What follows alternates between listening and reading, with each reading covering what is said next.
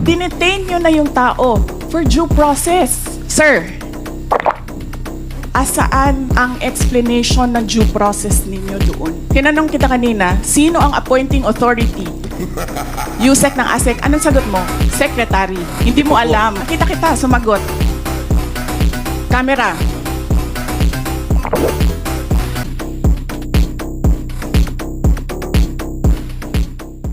Unang balita dito sa New Update Philippines channel. Una sa lahat, huwag kalimutang mag-iwan ng komento. Ngayon pag-uusapan natin kung sino Sara Duterte. Si Sara Duterte, o mas kilala bilang Inday Sara, ay isang Pilipinang abogado at politiko. Siya ang kasalukuyang Vice Presidente ng Pilipinas, dating Mayor ng Davao City bago naging Vice Presidente. Abogado siya at nagtapos ng law. Naging Secretary of Education din siya noong 2022, 2024. Davao City is a premier hub of Mindanao. It is primarily an agricultural city. And our supporting sectors are the tourism industry and the ICT industry. It has 244,000 hectares. And it is the second largest city outside of Metro Manila, located in the southernmost part of the Philippines. Bakit siya sikat? Sikat si Sara Duterte dahil malakas ang impluwensya ng pamilya Duterte sa politika. Marami siyang taga-suporta lalo na sa Mindanao. Kilala siya bilang matapang magsalita at direkta sa mga issue. Hindi ako mapapagod na sabihin ito. We Filipinos deserve better. Tunay na kapayapaan at kaunlaran na hindi lamang para sa iilang politiko at mayayaman. Kaya sa May 12, kailangan natin maging mapagmatyag. May mga ulat at bulong-bulungan na may mga kumikilos na sa iba't ibang parte ng ating bansa. Mga babala na maaaring nagsisimula na ang malawakang dayaan sa halalan ng alyansa.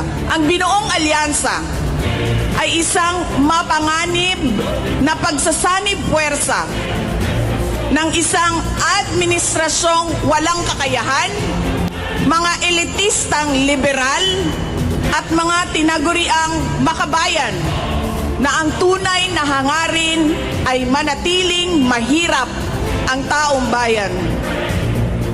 Isang alyansa na handang ibalik tayo sa kadiliman ng narco-politics, sa bangungot ng Typhoon Yolanda, kung saan ang mga Pilipino ay iniwan sa ulan, sa gutom at sa kawalang malasakit.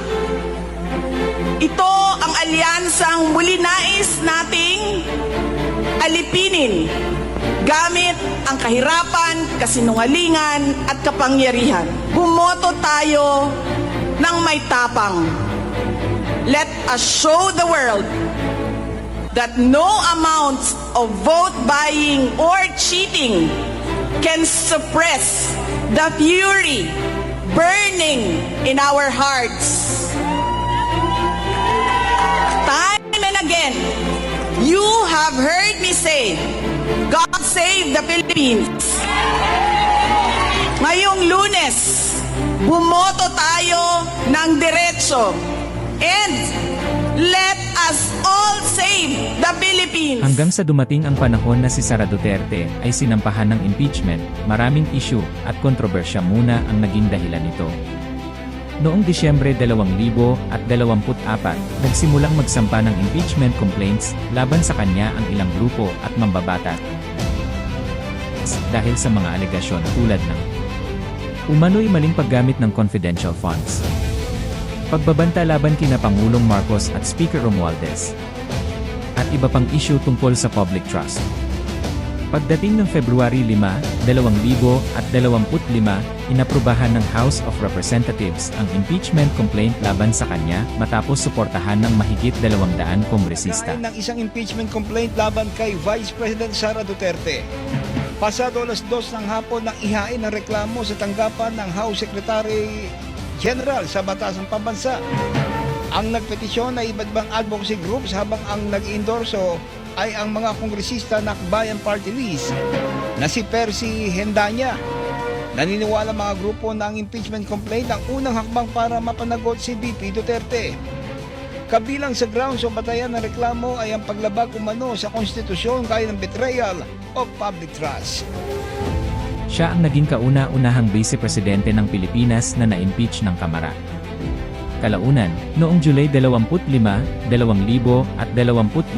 nagdesisyon ang Supreme Court na unconstitutional ang impeachment complaint dahil sa procedural at constitutional issues, kaya natigil ang proseso noon.